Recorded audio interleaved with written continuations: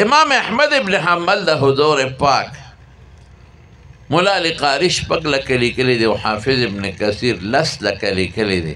د لسو لکو احادیث او روایاتو حافظ لس لاکه ډېر لوی محدث و امام احمد ابن حنبل دومره غټ محدث و دومره چې د مرګ نه پس چا په خوب کې ولید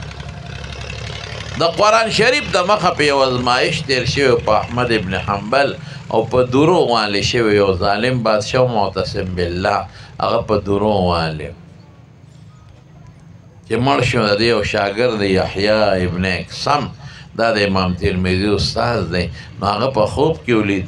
یو باغ کې چکرې لګی نو هغه ورته وایي استاد جي الله در سره څه وکړل وی چې کله الله ته مخامخ شم نو ډېر یېرېدم چې خدایه ته به راسره څه کوې وی الله راته وفرمایل چې احمده مه یېرېږه ونه یېرېږې بلکل چې ونه یېرېږې تا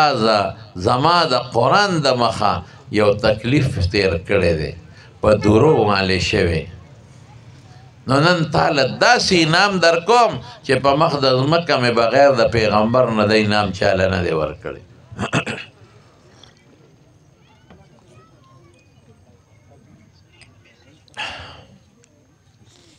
داسې انعام در کوم چې بې د پیغمبر نه مې د ایمان بل چاله نه دی ورکړی دا انعام بل چاله نه دی ورکړی د قرآن د مخه چې په قرآن د ته تکلیف تیر شوی دی هغه سی نام دی وی احمد ما سره تر ننه پورې چې چا ملاقات کړی دی من ورای الحجاب د پردې نه پورې غاړی کړی دی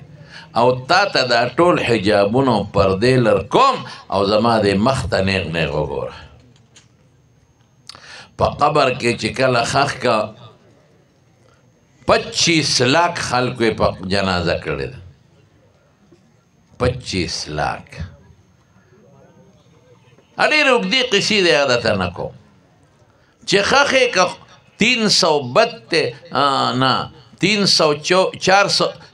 324 سال پس خوا کې بل قبر چا کنه و د د لحد پکې پرېوته داسې پروت و لکه په ړومبی ورځ چې پروت دا د چا د برکته دا د مور د برکته دی وی زه د